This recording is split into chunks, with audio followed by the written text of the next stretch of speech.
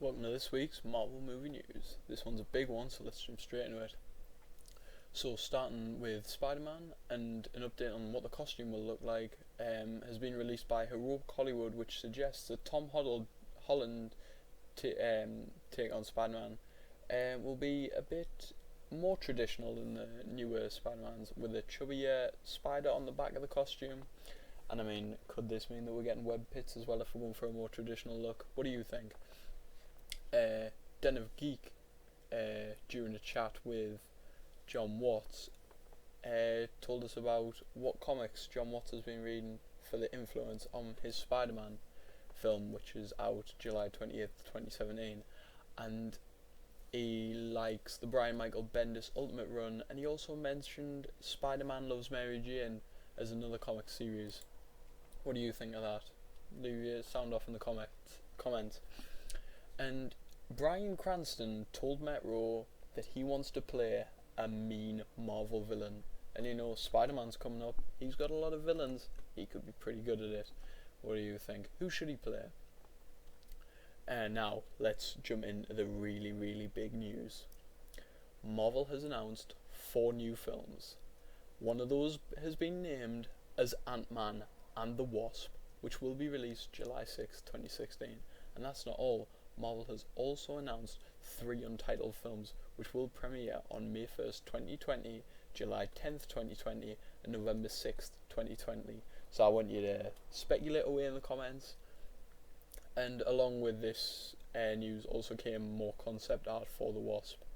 So, you know, get excited. Some more Civil War art, promo art has been leaked. It's got Chinese writing, I think. If anyone can translate, go ahead. And it gives a new look at Ant-Man's new costume, and it's no more Pym hand-me-downs. It's a new design on the mask by the looks of things, and the suit still looks pretty standard. You'll see it on screen. And check out the rest of the heroes. They all look really amazing, and the War Machine design is really stand out in my eyes. They also released alternate end credits for Age of Ultron, and that literally is just the credits, not the scene at the end. And one of them looks really familiar. They'll probably be up on screen for you as well.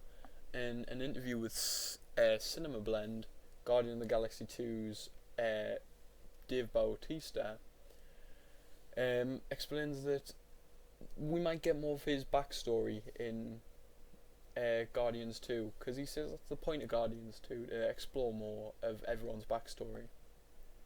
Now, rumour was circulating the internet that Kevin Feige was going to scrap the Inhumans film because of what the TV show was doing. Now, I do believe there is a lot of tension. However, this rumour has been debunked and the film will still go ahead. But I do still believe there is a lot of tension because him and Ike Perlmutter aren't getting along. Now, Joe Robert Cole is in the final stages of negotiations to write a new draft for the Black Panther script.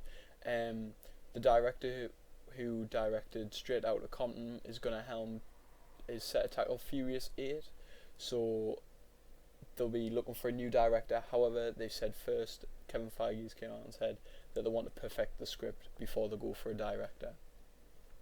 So we're going to move straight on now to Netflix, and Jessica Jones has been coming in hard on the teasers and promo art. One of the teasers shows us a collage of images, and they turn out to be Kilgrave. This is our first real kind of look at him, and he says something quite menacing. I know. Daredevil everything. Season 2 has also had its poster released, and it looks awesome. It's up on the screen. Agents of S.H.I.E.L.D. has released a promo for Episode 3, A Wanted Inhuman. Daisy, Matt and Coulson race to protect Lincoln as Rosalind's team hunts down the Inhuman in their quest for powered people. Meanwhile, Hunter proves that there is no line that he will not cross to exact his revenge against Warden Hydra. So that looks amazing, doesn't it? Can't wait for the next episode. Clark Gregg also hints at more Inhumans that are going to be coming in Agents of S.H.I.E.L.D., so we can look forward to that. He says it's to do with all the Terrigen crystals and cause something like an outbreak, and I think that might be where we're starting.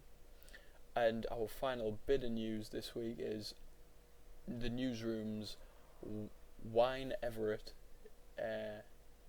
is set to play Season 2 Big Bad Whitney Frost, aka Madam Mask in Agent Carter. There you go. I've been Rob from the Hybrid Network. Thank you for listening to this week's Marvel movie news. Leave in the comments below who you think Bryan Cranston could play. Also, what kind of costume do you want for Spider-Man? Do you like the sleek look, or do you like the chubby Spider-Man? Web pits, no web pits. It's all up to you. Leave it down in the comments. I've been Rob. Goodbye.